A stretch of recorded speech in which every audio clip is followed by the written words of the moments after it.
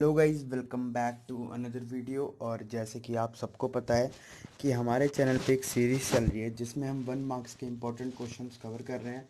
तो आज उसी सीरीज़ में हमने ज्योग्राफी स्टार्ट करी है, ठीक है। और ज्योग्राफी का चैप्टर 1, ठीक है, book 1 fundamentals of human geography का chapter 1 human geography nature and scope chapter हम करने वाले हैं, ठीक है। एक बात मैं बता दूं आपको कि हमारे चैनल पे ज्योग्राफी की डिटेल्ड वीडियोस ऑलरेडी अपलोडेड हैं, ठीक है। साथ ही में आपको हिस्ट्री के भी चैप्टर्स मिल जाएंगे, पॉलिटिकल साइंस के मिल जाएंगे डिटेल्ड, ठीक है। और इनके नोट्स आपको हमारे टेलीग्राम ग्रुप पे मिल जाएंगे। So let's start this. सबसे पहला क्वेश्चन है कि who first use the term geography, ठीक है। जो ये जो टर्म है ना ज्योग्राफी, इसको सबसे पहली बार किसने यूज़ किया था, ठीक है। तो इसके बारे में हमने क्लास 11th में पढ़ा था, ठीक है। तो इसके ऑप्शंस क्या है? हिपार्कस, हैकाटियस, हेरोडोटस एंड इरास्टोनीस, ठीक है। तो इसका जो करेक्ट आंसर है वो है इरास्टोनीस, ठीक है। इन्होंने फर्स्ट टाइम इस वर्ड को यूज़ किया था। The main the two main branches of geography are, ठीक है। ज्योग्राफी की दो मेन ब्रांच क्या है, ठीक है। तो आपको पता है ज्योग्राफी दो पार्ट्स में डिवाइडेड है, एक फिजिकल ज्योग्राफी, एक ह्यूमन ज्योग्राफी। फिजिकल ज्योग्राफी हमने क्लास 11 में पढ़ी और ह्यूमन ज्योग्राफी हम इस साल पढ़ रहे हैं, ठीक है। तो ऑप्शंस क्या हैं? A economic and political, B physical and urban, C political and historical, और लास्ट ऑप्शन है फिजिकल एंड ह्यूमन ज्योग्राफी, जो कि इसका सही आंसर है। Which one of the following statements does not describe geography, ठीक है। इसमें से हमें ये बताने की कौन सी लाइन ज्योग्राफी के लिए रेलिवेंट नहीं है या फिर डिस्क्राइब नहीं करती, ठीक है। तो एन इंटीग्रेटिव डिसिप्लिन, ठीक है, ये सही है। Study of the inter relationship between human and environment, human geography में हम किन के रिलेशनशिप के बारे में पढ़ते हैं? ह्यूमन और एनवायरनमेंट के बारे में, ये भी सही है। सब्जेक्ट टू डुअलिज्म, ये भी बिल्कुल सही बात है, ठीक है। और लास्ट ऑप्शन है not relevant in the present time due to the development of technology, ठीक है। ये जो लाइन है ना, ये इसकी गलत है, ये स्टेटमेंट गलत है, ये ज्योग्राफी के कॉन्टेक्स्ट में नहीं है, ठीक है। तो इसका करेक्ट आंसर डी होगा। विच one of the following is not a source of geographical information, ठीक है। हमें ये जो चार ऑप्शन दे रखे हैं उनमें से हमें ये बताना है कि कौन सा सोर्स नहीं है ज्योग्राफी का, इंफॉर्मेशन का, इंफॉर्मेशन सोर्स ऑफ इंफॉर्मेशन नहीं है ज्योग्राफी में, ठीक है। तो पहला है ट्रेवलर्स अकाउंट, ठीक है। तो ट्रेवलर्स अकाउंट अगर आप देखोगे तो उसमें आपको मिल जाएगा ज्योग्राफी के बारे में, ठीक है। क्योंकि वो मेंशन करते हैं कि किस टाइम पे जब वो गए थे तो वहाँ पे कैसा मौसम था, वहाँ के आसपास का वो कैसे था, ठीक है, जो सराउंडिंग्स। उसके बाद ओल्ड मैप्स में आपको पता चली जाएगा, ठीक है। Samples of rock materials from the moon, अब मून की बात हो रही है तो वहाँ के अगर रॉक मटेरियल्स मिलेंगे तो ऑब्वियसली कि हमें उसके जोग्राफिक कंडीशन के बारे में पता चलेगा। उसके बाद है लास्ट ऑप्शन एंशंट एपिक्स, मतलब जो पुराने लिटरेचर्स होते हैं, ठीक है, उनमें। तो ये जो आंसर है ना इसका, ये जो है ना एक सोर्स ऑफ इंफॉर्मेशन नहीं है ज्योग्राफी का। Option D ancient epics. Which one of the following is the most important factor in the interaction between people and the environment, ठीक है। अब क्या पूछ रहा है इसमें कि सबसे कॉमन फैक्टर क्या है, ठीक है, वो ह्यूमन और एनवायरनमेंट के बीच में, ठीक है। तो कौन सी चीज़ है हमारे और एनवायरनमेंट के बीच में कॉमन फैक्टर, ठीक है। तो human intelligence, peoples perception, technology, या फिर ह्यूमन ब्रदरहुड। तो ह्यूमन ब्रदरहुड इसका आंसर होगा, क्योंकि जब हम एक साथ रहेंगे जभी तो रिलेशनशिप वो होगा, ठीक है। जब हम भाईचारे से रहेंगे जभी तो रिलेशन बढ़ेंगे, ठीक है। उसके बाद विच one of the following is not an approach in human geography, ठीक है।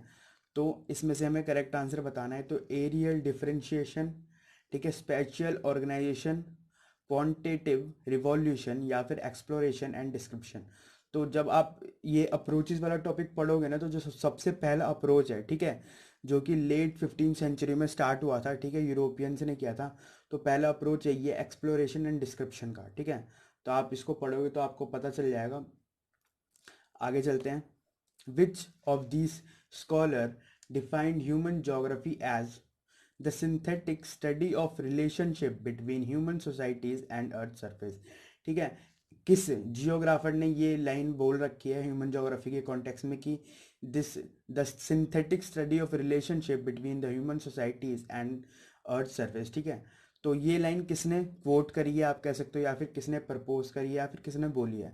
तो ऑप्शंस क्या है, पॉल विडाल ए, एलन सी सैम्पल बी, सी रेडजेल, या फिर डी कार्ल मार्क्स। तो इसका जो करेक्ट आंसर होगा वो होगा Karl Marx. To which country does Ellen C Semple belong, ठीक है, एलन सी सैम्पल कौन सी कंट्री से बिलोंग करते हैं। पहला ऑप्शन है यूएसए, दूसरा फ्रांस, तीसरा जर्मनी, या फिर इंग्लैंड। तो इसका जो करेक्ट आंसर है वो है यूएसए, ठीक है, यूनाइटेड स्टेट्स ऑफ अमेरिका, जहां से एलन सी सैम्पल बिलोंग करते हैं, native place. Main feature of early colonial period, ठीक है, तो जैसे कि मैंने आपको अभी बताया कि जो अब लेट 15 सेंचुरी जो थी, ठीक है, उस टाइम पे चालू हुआ था अप्रोचेस का। और पहला अप्रोच क्या था, discovery and exploration of new areas, ठीक है। तो लेट 15 सेंचुरी मतलब कॉलोनियल पीरियड, ठीक है, उस टाइम पे कॉलोनीज का कितना वो था आपको पता ही होगा, इंडिया भी एक कॉलोनी थी, ठीक है, 15-16 सेंचुरी में।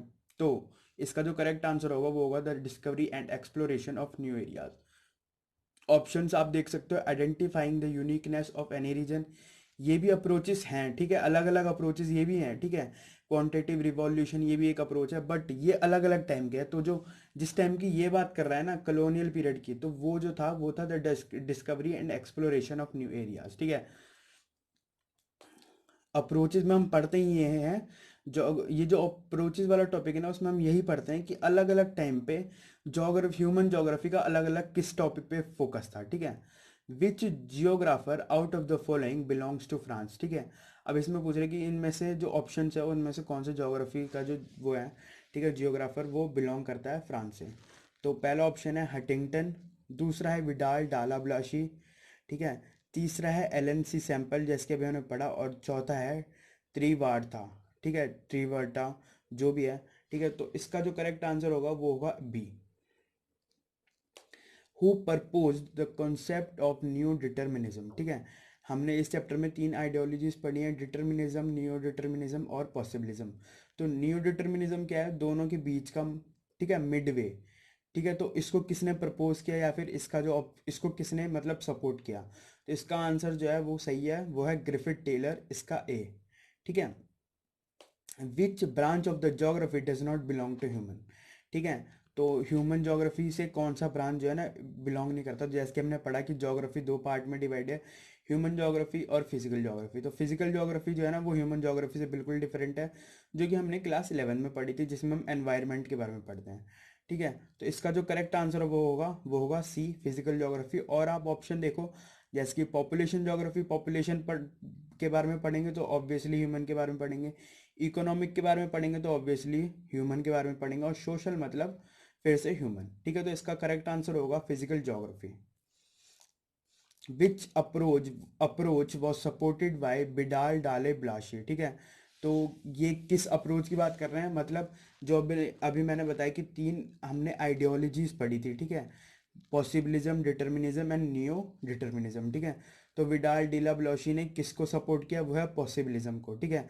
उसके बाद डिटर्मिनिज्म के बाद न्यू डिटर्मिनिज्म को किसने किया वो मैंने आपको बता दिया है। आगे चलते हैं।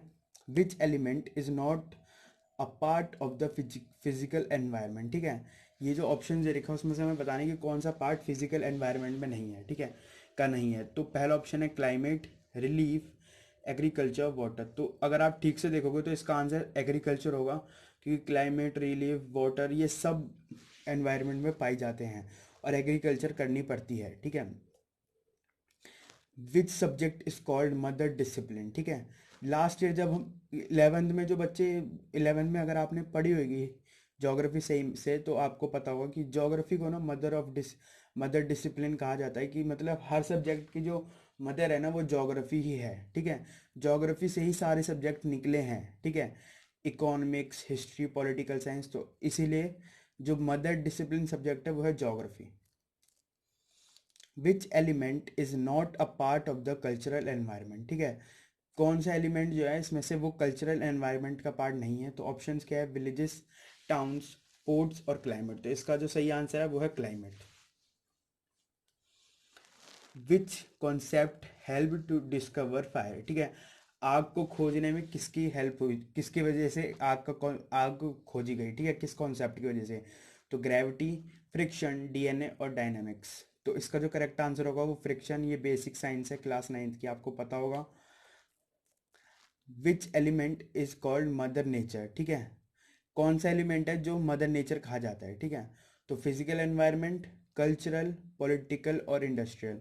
तो अब नेचर की बात हो रही तो ऑब्वियसली एनवायरनमेंट, ठीक है। जो फिजिकल एनवायरनमेंट होगा वही होगा इसका करेक्ट आंसर, ठीक है। Which of the following is not the sub field of geography, ठीक है। ये पूछ रहा है कि which of the following is not the sub field of the social geography, ठीक है। सोशल जोग्राफी का सब फील्ड कौन सा नहीं है, ठीक है। तो सोशल की बात हो रही है तो इसमें जो इसका जो आंसर होगा वो होगा सी, मिलिट्री जोग्राफी, ठीक है। मेडिकल जोग्राफी हमसे जुड़ी हुई है, हिस्टोरिकल जोग्राफी भी एक तरीके से सोशल से ही जुड़ी है और कल्चरल भी सोशल से ही जुड़ी है, तो मिलिट्री जोग्राफी जो है वो उसका सही आंसर होगा। सो इस वीडियो में हमने ऑलमोस्ट 20 MCQs देखे हैं जो कि बहुत ही इंपॉर्टेंट है from the exam point of view. So let's end this video. Please don't thanks for watching the video. Please don't forget to like, share and subscribe the channel. Make sure you hit the bell icon. Thank you.